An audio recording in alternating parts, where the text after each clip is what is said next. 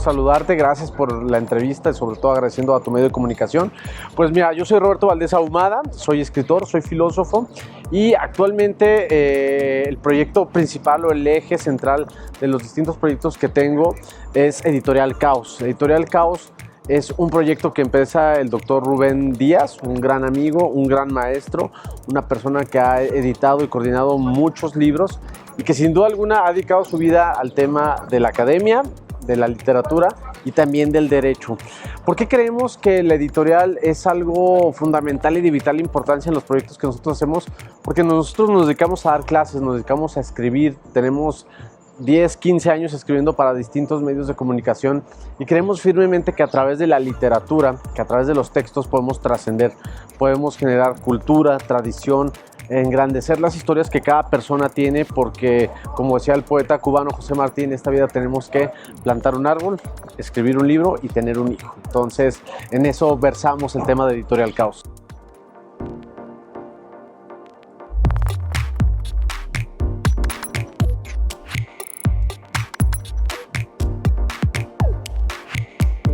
Fíjate que es una gran pregunta. Hace algunos meses llevaba una clase de filosofía literaria y hablaban justamente de esta nueva modalidad que tienen los libros y que tiene la literatura, que incluso ya con el tema de las nuevas tecnologías, tenemos los audiolibros, tenemos los podcasts e incluso es una literatura, una lectura interactiva en la cual se te genera un texto donde se te hace una síntesis de donde tú participas en la misma creación y de construcción de este texto.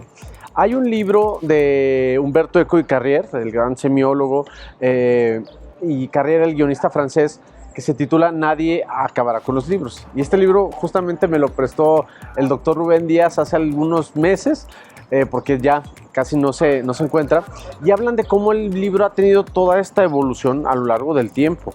Entonces, finalmente, aunque el libro se vuelva digital o se vuelva a nuestras pantallas, el libro seguirá existiendo. Son las letras, es decir, como lo que decía el filósofo Wittgenstein, el mundo que conocemos lo conocemos en proporción al lenguaje y en nuestro lenguaje se ve plasmado en las obras literarias. Hay otro libro fantástico que se llama El infinito en un junco, de Irene Vallejo. Y en este libro viene la historia de los libros que vienen desde el junco, que se hacen los papiros, la biblioteca de Alejandría, hasta pues, el contexto que vivimos actualmente, ¿no? Entonces ha vivido una evolución tremenda desde la quema, desde esconder los libros, desde mutilarlos, decodificarlos y demás. Claro, exactamente. Y el día de hoy vemos que el libro sigue sobreviviendo y no solo eso, sigue adaptándose y sigue haciendo que la realidad se adapte a él mismo para que pueda trascender.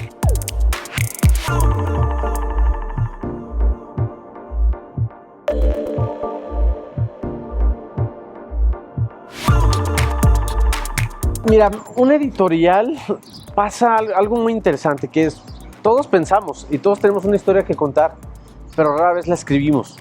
Y tarde o temprano todos pensamos en algún legado o en algo que queramos dejar para las demás personas. Pero ahí es cuando la gente dice, bueno, ¿y si escribo un libro? Y la idea se queda hasta ahí porque pues, tú puedes ir a muchos lugares y tratar de acceder a lo que tú quieres, pero el tema de un libro es cómo se hace un libro, quién me lo hace, quién me lo registra, y entonces ahí es donde nosotros entramos como editorial. ¿Qué hacemos en la editorial? Desde registrarte el ISBN, asesorarte para que termines el libro, fungir como primeros, segundos y terceros lectores, darle la estructura al libro, porque en muchas de las ocasiones llega gente que trae ideas muy buenas, pero las trae no en un orden, digamos que alineado. Pues nosotros le ayudamos, le asesoramos a eso, se lo publicamos, lo imprimimos, lo hacemos en la versión digital, ayudamos con la presentación del libro, ayudamos en la promoción y en el fomento a la lectura de ese propio libro. Entonces, eso es lo que nosotros hacemos con la editorial. Mira, el promedio de lectura de México es medio libro al año. Y el libro más vendido el año pasado seguía siendo el de ¿Qué húbole?, de Jordi Rosado. No El laberinto de la soledad de Octavio Paz, nuestro premio Nobel de literatura en 1990, sino que la gente lee a Jordi Rosado. Entonces aquí pasa algo. No significa que quien escriba un libro lo haga para monetizar. Lo escribimos y particularmente nosotros, aunque nos dedicamos a esto, lo hacemos porque nos gusta, porque es nuestro proceso creativo, porque es nuestro modo de amar y abrazar al mundo y a la realidad. Si aunado a eso existe una demanda, Pues qué bueno, porque si nosotros podemos hacer una oferta y se puede vender. ¿Me explicó? Hay muchos modos de comercializarlo, el tema electrónico, las distintas plataformas que hay. Eso nos ayuda y nosotros conocemos los procesos y les auxiliamos para que si alguien quiere buscarlo, pues pueda buscarlo en alguna plataforma y ahí lo compre y ahí le llegue a su casa, ¿no? Si tú no eres un autor prolífico, tendrás que inventarte el camino, pero tienes que fondear tú tu proyecto y ver el punto para que sea autosustentable. ¿Sí me explico? ¿Cuánto es tu presupuesto? ¿Quieres que imprimamos 1000 libros, 30,000 libros, 300 libros, 30 libros? Hemos hecho tirajes de 15 libros. ¿Sí me explico? ¿Por qué? Porque la intención no era venderlo, era dárselo a cada miembro de la familia con la historia del árbol genealógico. Entonces, enfocamos y ayudamos todo eso. Porque alguien que no lo ha hecho va a pasar mucho tiempo en encontrar la línea y los canales para poder llegar a eso. A nosotros nos pasó y a través de la experiencia, pues bueno, pudimos ir viendo cuáles eran los puntos finos para poder aterrizar los proyectos.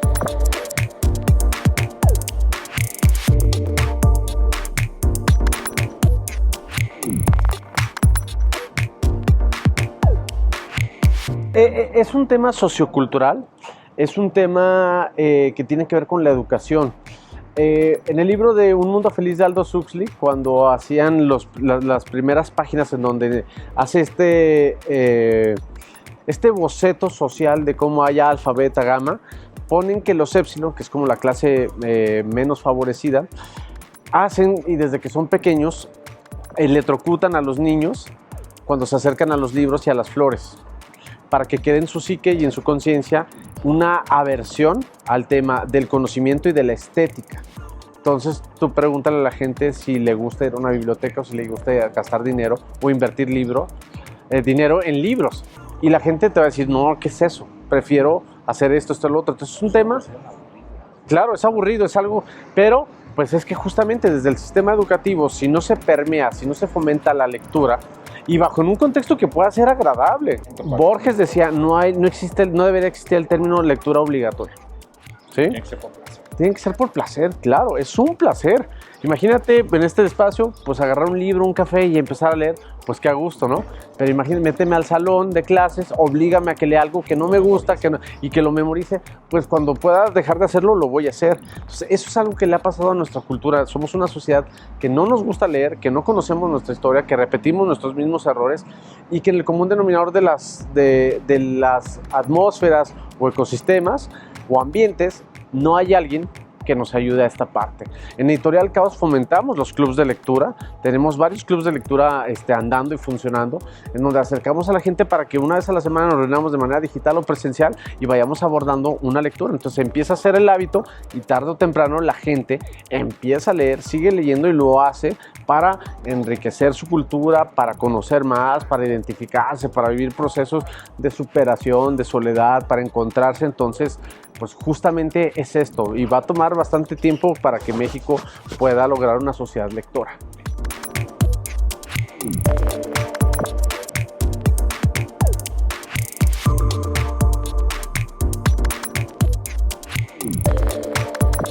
Ojalá, esperemos, creo que es una gran idea porque la lectura debe de democratizarse, debe estar al alcance de cualquier persona.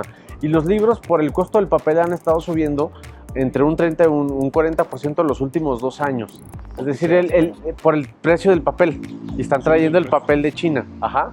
Entonces, el libro que te valía 250 ya está casi en 350, 390, 400 pesos. No Entonces, 400 pesos. no, la economía en este país no está fácil, ¿no? Entonces, como pues, un lujo, ¿no? es justo, es para la élite, porque aparte ocupas tiempo para leer.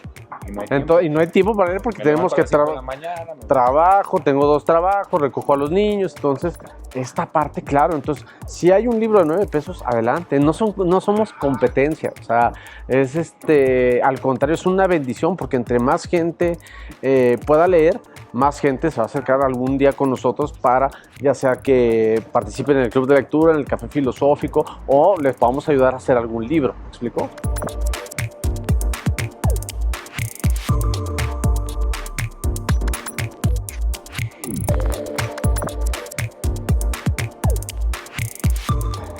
Pues mira, dicen que el mayor enemigo del ser humano es la ignorancia. Entonces, cuando tú quieres ver qué es lo que pasa en los países nórdicos, en Suecia, Suiza, Finlandia, y volteas a ver el parámetro de educación, pues es excelso. Cuando ves la cantidad de libros que leen, están arriba de los 35, 40 libros al año. No hay corrupción, no hay, es más, en algunos países ni siquiera hay cárceles, no hay basura. Entonces, ¿quieres ver cómo es una sociedad? Fíjate qué están leyendo. Y en el peor de los casos, fíjate si están leyendo. Entonces, ¿dónde vamos a terminar? Pues a donde nos arroje el destino de un mundo sin dirección, con la vorágine de las redes sociales, de los medios, de los contextos digitales. Pasa algo ahí, no es que sean un arma en contra nuestra, sino que no lo sabemos utilizar. Mientras se podría hacer llegar, imagínate un Facebook, pero de puros libros para los niños, pues excelente, ¿no? Pero se tiene que meter el gobierno, se tiene que meter la sociedad. Y claro, quien no conoce su historia, tarde o temprano la repite.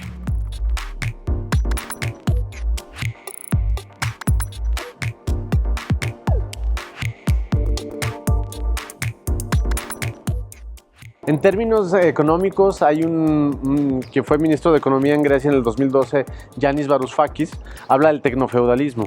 Y en términos sociales estamos nuevamente en un tema de interacción feudal y en un tema de conocimiento donde jamás habíamos tenido acceso a tanta información, pero jamás antes la sociedad había sido tan ignorante o había tenido la misma desigualdad que existió en el Egipto de los faraones. ¿Me explico?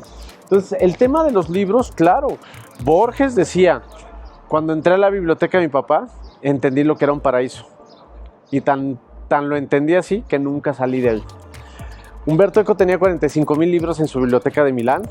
Mario Vargas Llosa tenía 37,000. Arturo Pérez Reverte tenía 32,000. Borges tenía 15. En la de un servidor puedes encontrar 4,857 libros. Pero ahí van a estar. Ahí van a estar y creo que permite el socializar y entender la realidad de un modo distinto. El filósofo surcoreano Byung-Chul Han, en su libro Las no cosas, habla de la trascendencia de las cosas en su proporción física, porque ahorita tú puedes comprar una obra de arte que sea digital y que existe en el mundo digital, pero que no existe en el contexto físico. Entonces todo eso nos empieza a generar nos empieza a desvincular entre nuestro ser y la propia realidad que nos rodea.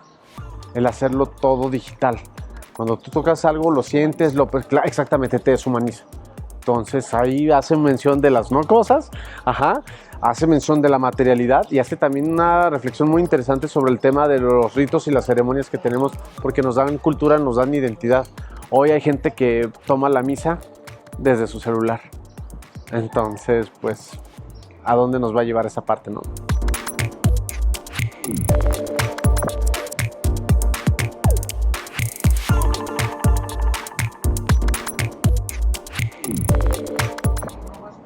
Creo que es un momento histórico muy distinto. O sea, pudimos tener a un Carlos Fuentes, a un Juan Rulfo, a los Ibargüengoitia, a los Paco Ignacio Taibo. No sé, hay muchos. Ahorita creo que hay algunos intelectuales como Juan Villoro, como Jorge Volpi. Hay un filósofo que está escribiendo cosas muy interesantes, José Manuel Romo Cuellar, egresado de la Facultad de Filosofía de la UNAM. Pero creo que el mexicano ahorita no está escribiendo. Creo que el mexicano ahorita tiene otros deseos, tiene otra cuestión. Hoy tenemos, y digo, no es por quitarle mérito, tenemos a un Chumel Torres que tiene más alcance que el mismo Ciro Gómez Leiva. Entonces hoy estamos como en esa faceta de trascendencia de lo que también mencionaba Guy Debord en su libro La Sociedad del Espectáculo, en donde el espectáculo permea a quien hace el espectáculo, a quien genera el espectáculo. Y el escritor rara vez es alguien que busca este aspecto polifacético, ¿no?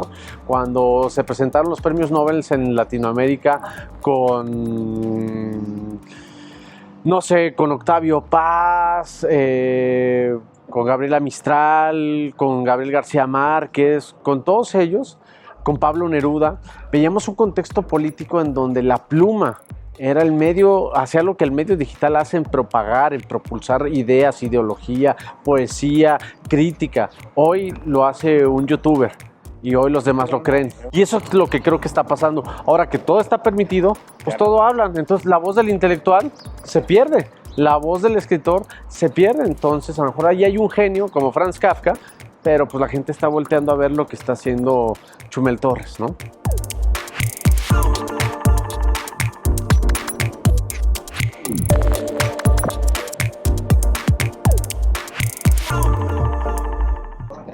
Rayuela de Cortázar, que es un libro que está escrito de dos modos, uno en un orden lógico, cronológico, y otro que brinca de la página 1 a la 70, de la 70 a la 32, de la 32 a la 257, y tiene la misma historia el libro. Ese, el Bhagavad Gita, y yo creo que Platero y yo. Somos lo que sabemos, sabemos para existir y existimos para saber lo que somos. Muchas gracias por la entrevista. Al contrario.